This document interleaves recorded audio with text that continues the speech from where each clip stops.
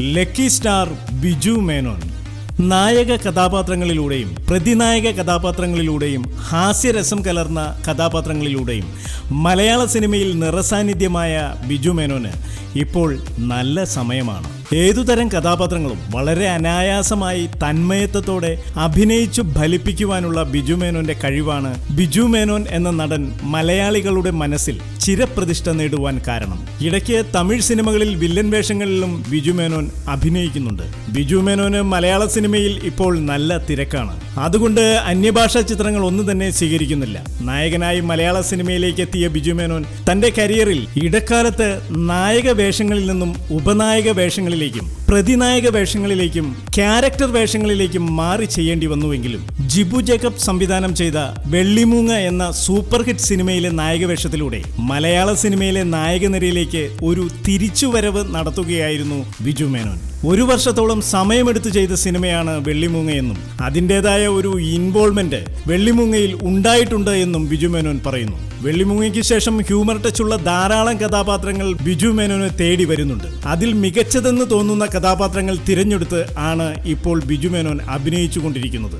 വെള്ളിമൂങ്ങയ്ക്ക് ശേഷം അനുരാഗ കരിക്കിൻ വെള്ളം എന്ന സിനിമയും ഹിറ്റ് ചാർട്ടിലേക്ക് എത്തുകയായിരുന്നു. രസകരമായ ഒരു കുടുംബ ചിത്രമാണ് അനുരാഗ കരിക്കിൻ വെള്ളം. ബിജു മേനോനും ആസിഫ് അലിയുമാണ് അനുരാഗ കരിക്കിൻ വെള്ളത്തിൽ പ്രധാന വേഷത്തിൽ അഭിനയിക്കുന്നത്. ബിജു മേനോന്റെ ഭാര്യയുടെ വേഷത്തിൽ ആശാ ശരത്തുമുണ്ട്. ആസിഫ് അലിയുടെ അച്ഛന്റെ വേഷത്തിലാണ് ഈ സിനിമയിൽ ബിജു മേനോൻ അഭിനയിക്കുന്നു. രഞ്ജിത്ത് സംവിധാനം ചെയ്ത ലീല എന്ന സിനിമയിൽ ചെയ്ത നായക കഥാപാത്രത്തിലൂടെ ബിജു മേനോൻ എന്ന നടന്റെ ഒരു വ്യത്യസ്ത ഭാവമാണ് നമ്മൾ കണ്ടത്. പ്രശസ്ത കഥാകൃത്ത് ഉണ്ണി ആറിന്റെ കഥയായിരുന്നു ലീലയുടേത്. ധാരാളം മലയാളികൾ വായിച്ചൊരു കഥയാണ് ഉണ്ണിയാറിന്റെ ലീല എന്ന കഥ.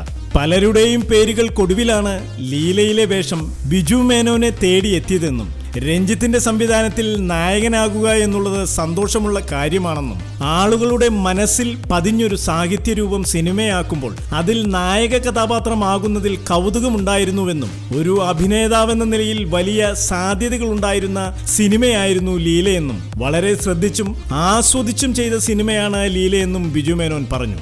VK പ്രകാശ് സംവിധാനം ചെയ്ത മരുഭൂമിയിലെ ആനയും ബിജു മേനോന്റെ കോമഡി സിനിമയാണ്. മരുഭൂമിയിലെ ആനയിൽ ഒരു അറബിയുടെ വേഷത്തിലാണ് ബിജു മേനോൻ അഭിനയിക്കുന്നത്. നാട്ടിൻ പുറത്ത് വന്നുപെടുന്ന ഒരു അറബിയുടെ കഥയാണ് മരുഭൂമിയിലെ ആന.